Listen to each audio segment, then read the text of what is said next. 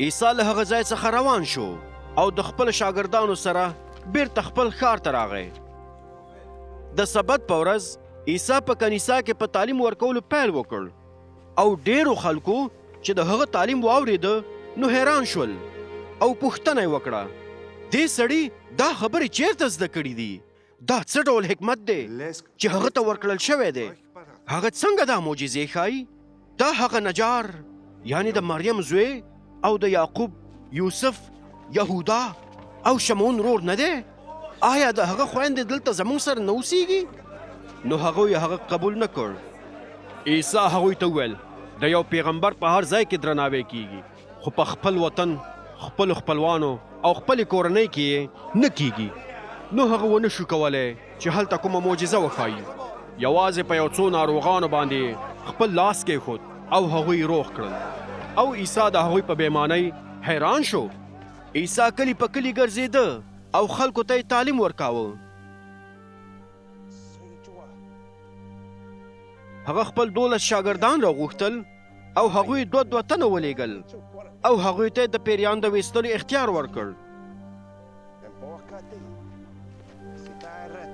او حکم یې ورته وکړ د سفر دپاره له یوې امسا پرته بل هیڅ شی د ځان سره وانخلئ، نه ډوډۍ، نه خورجین او نه پیسې.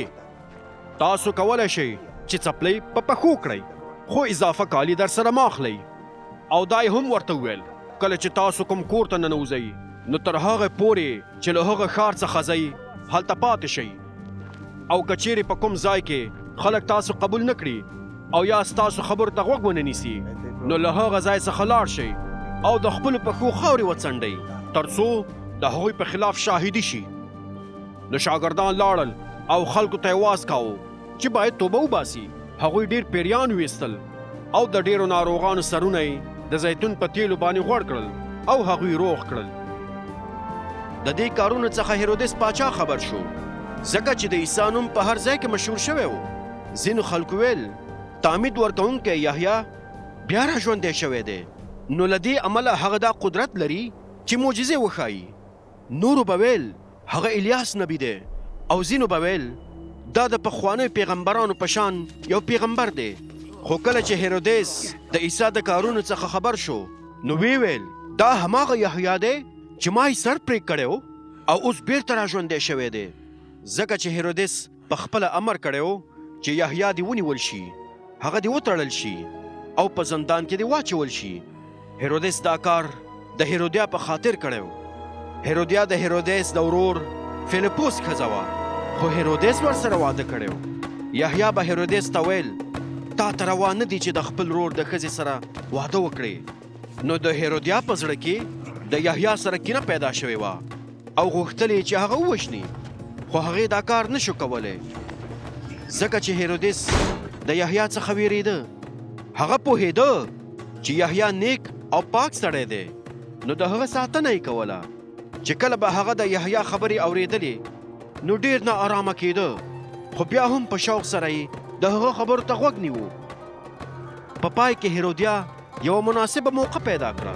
هیرودس د خپلې زیږېدنې د کلیزې د لمانځلو په خاطر یوه میلمستیا جوړه کړه او په هغې کې خپل لوړ رتبه ماموران، عسکري قمندانان او د جلیل مخور خلک رابللي وو. په دې وخت کې د هیرودیا لور دننه راغله او ګډای وکړه او هیرودس او د هغه میلمانه دومره خوشحاله کړل چې پاچا هغې نجلۍ ته وویل هر څه چې غواړئ ویې غواړه، زه به یې درکړم. او د هغې سره قسم وخوړ هر څه چې زما څخه وغواړې زه به یې درکړم، حتی خپله نیمه پاچاهي هم.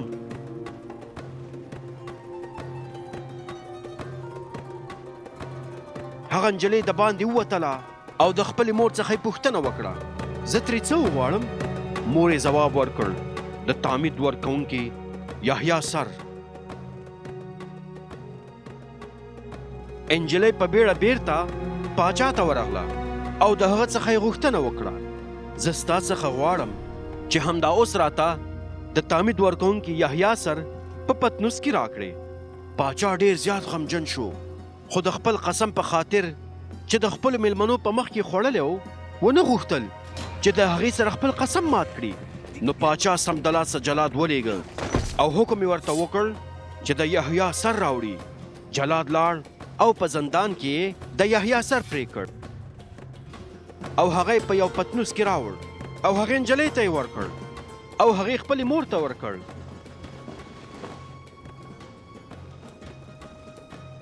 کله چې د یحیی شاګردان له دې نه خبر شول نو هغوی راغلل او د هغه مړی یوړ او په قبر کې ښخ کړ.